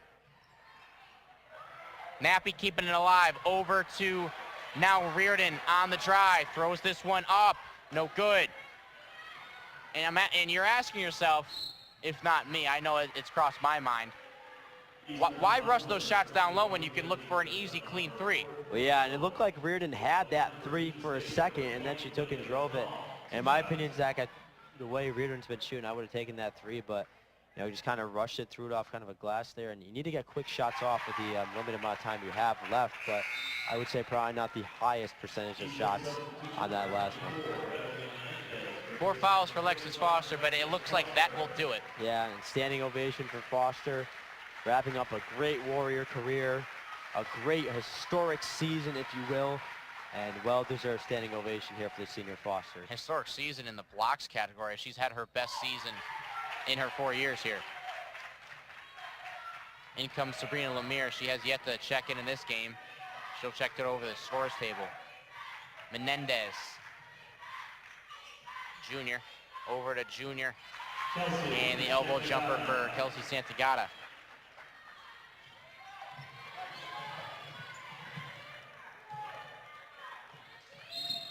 Foul on Purcell. That'll be Kelly Reardon's third and 6th team.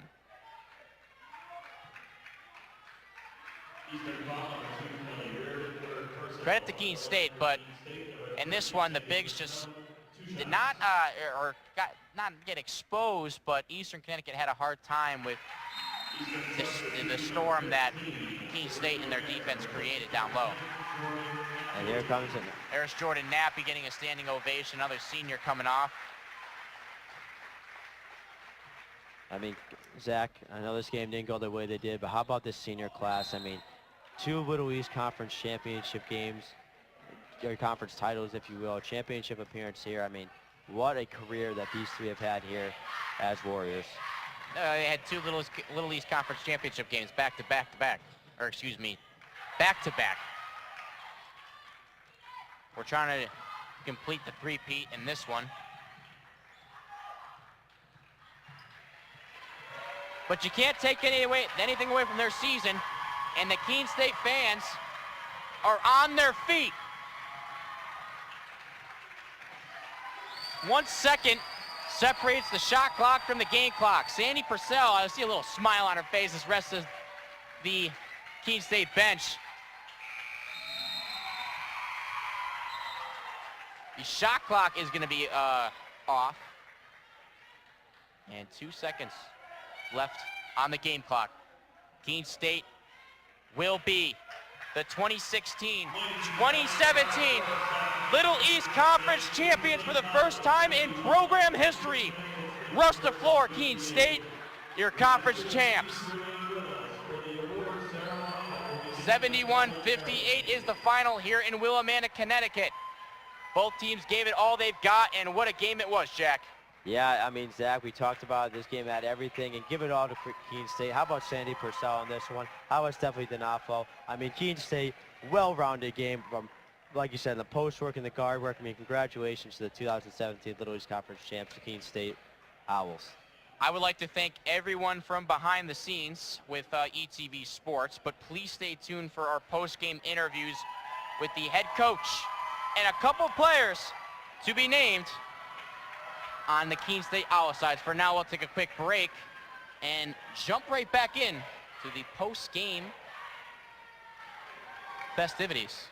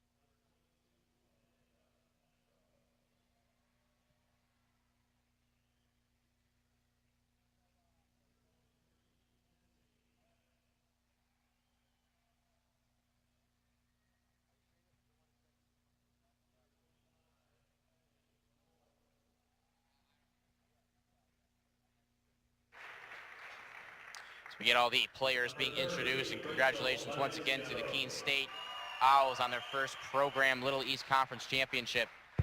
Well deserved, Jack. Well deserved. Well deserved, Zach. You said it right. I mean, take nothing away from Keene State. I mean, Sandy Purcell, Stephanie DeFolo, down low. I mean, these two girls are phenomenal. This Keene State team played so well. Won 8 straight games coming into this conference tournament. We talked about catching momentum. That's what they did, and they played unbelievable today. And hats off to the Keene State Owls, Zach. Please stay tuned for my post-game interviews with head coach Keith Boucher and Sandy Purcell.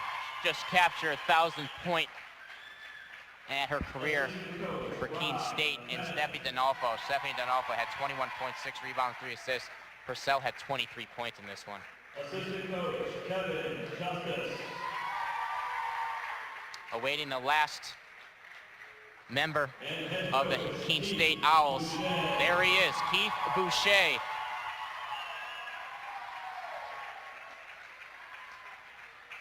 And another thing to point out, talk about the sportsmanship for Eastern Connecticut. They're staying on hand for the post-game ceremonies for Keene State. Yeah, that shows a lot. I mean, with all the intensity, with all the emotions today, Eastern Connecticut, I mean, that's just, and especially the rivalry team, I mean, showing a lot of respect, and hats off to also an Eastern Connecticut team who had a great season, great year, and fought their way to the 3rd straight championship. I mean, they brought it. Keene State, they came into the building, and you know they came out victorious in that last regular season matchup. And you brought a lot of momentum bringing into this conference tournament, and they were the hotter team at the right time.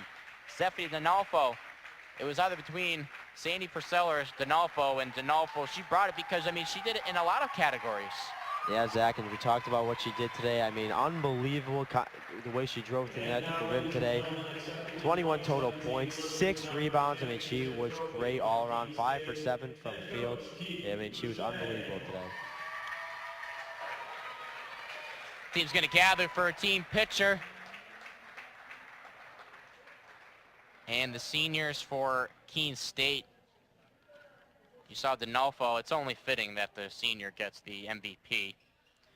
Only 2 seniors on this team for the Keene State Owls. Stephanie D'Onofrio and Amanda Petro. Petro had a good game as well too, Jack. Yeah, Petro did a great job down low in the rebounding category. A double-double actually for Amanda Petro. 13 points, 12 rebounds. Shot 6 for 8 from the field. And like I said, last night there was 3 ladies in double figures. Tonight we have 4 for Keene State. I mean, they're very diverse offense today. And again, hats off today. They played a great game. There goes Eastern Connecticut after the post-game announcements were made. But that'll do it inside this gym for the 2016-2017 season. We're going to take a quick break, but please stay tuned for those post-game interviews as well as the cutting of the nets here in Willamette, Connecticut. Congratulations once again, the Owls of Keene State.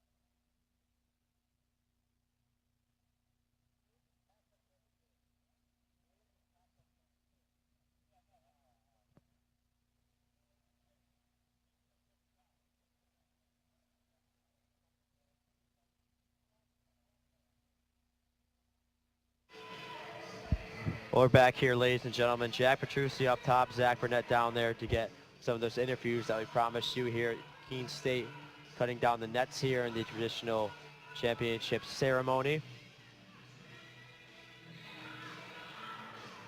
As we mentioned before, Zach Burnett down on the floor, as we'll see a few interviews coming up with Sandy Purcell. And once again, I mean, hats off to this Keene State team, you know, coming to this tournament, coming off an 8-game win streak and coming in Sandy Purcell. How about the day for Sandy Purcell? Her 1,000th point and a Little East crown for Sandy Purcell and the entire Keene State Owls team here. And we mentioned a few weeks ago, Keene State really put on a clinic here, beating Eastern 80-51, shooting 61% from three-point range. And now taking it all in here as the Nets coming down, and Keene State is your 2017 Little East Conference Championship. We'll stay right here, and we'll have interviews coming up in just a couple of minutes.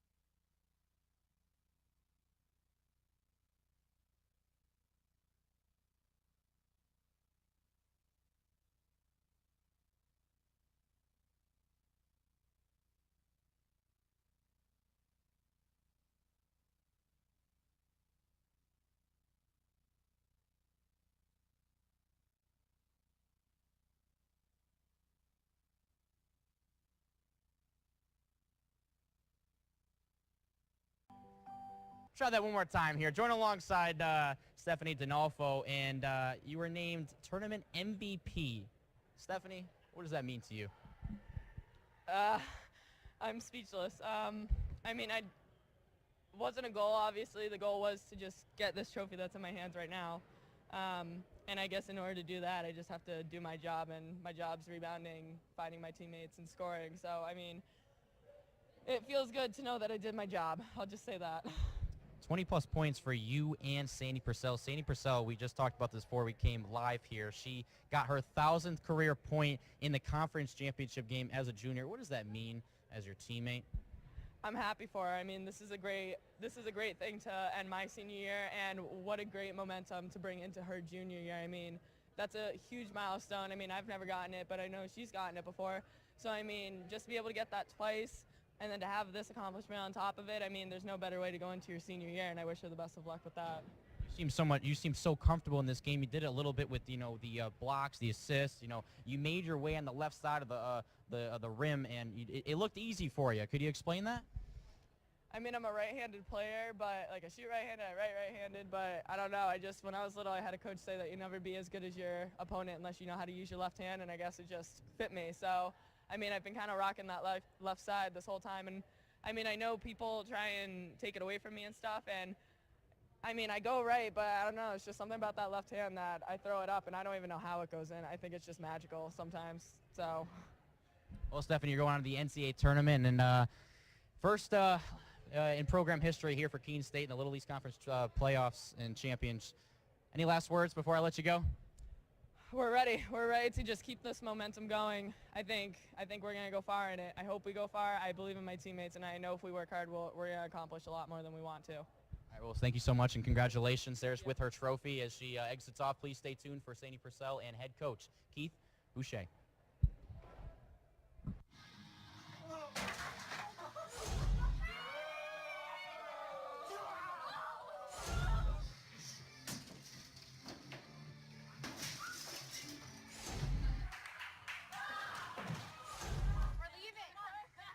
Most party fouls are pretty dumb. But if you decide to drink and drive underage, you could lose your license and your freedom. Underage drinking and driving. The ultimate party foul.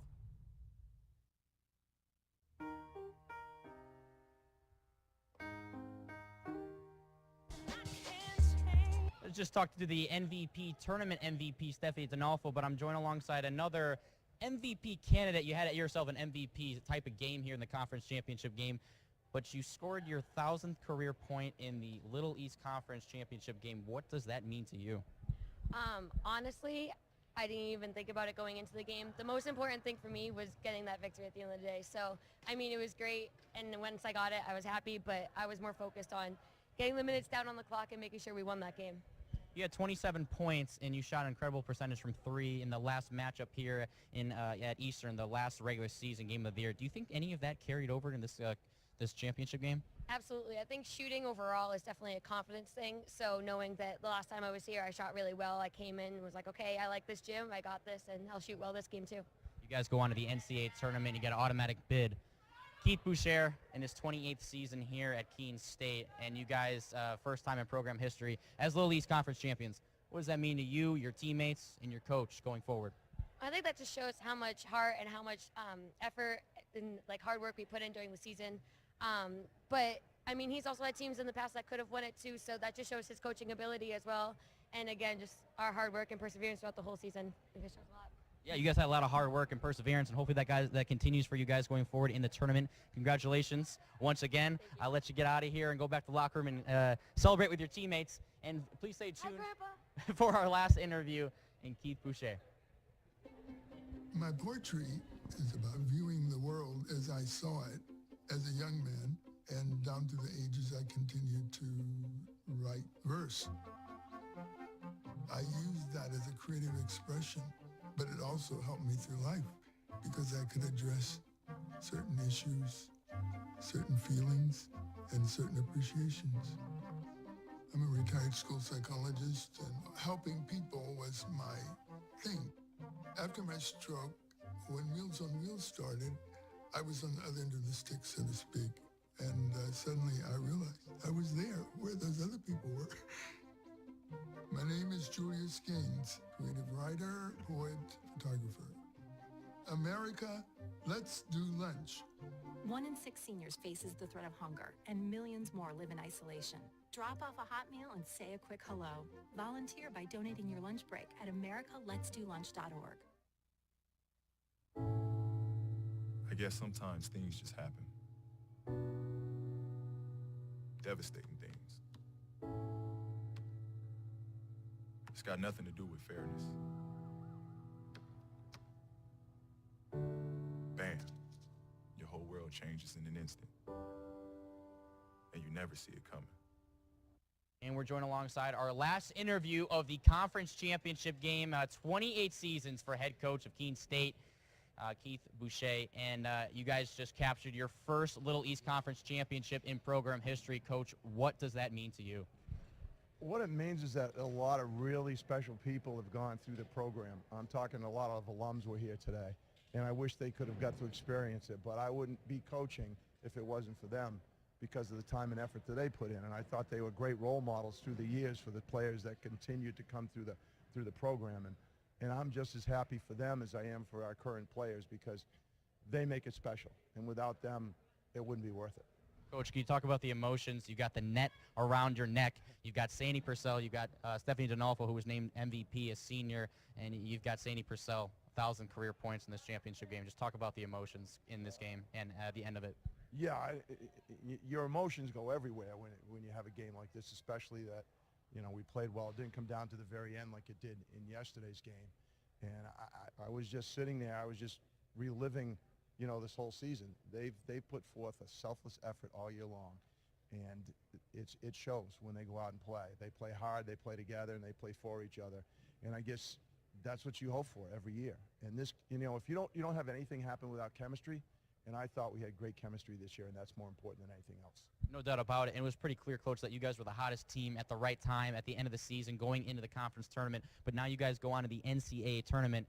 Any you know, words going into the NCAA tournament? I know you're going to take time to celebrate here and get back home to Keene State, but anything, you know, any jitters or anything going into the tournament? I hope not. I think, like I said, we've been great on the road. I don't know how to explain it, but we've had a better record, I think, on the road than we have at home. So I don't think they fear going anywhere. I think they just want to play up to their potential in every game, and I think we'll battle people. And I think they're just excited to be in the tournament and to experience it, and hopefully they have a great experience because it's been a great ride so far.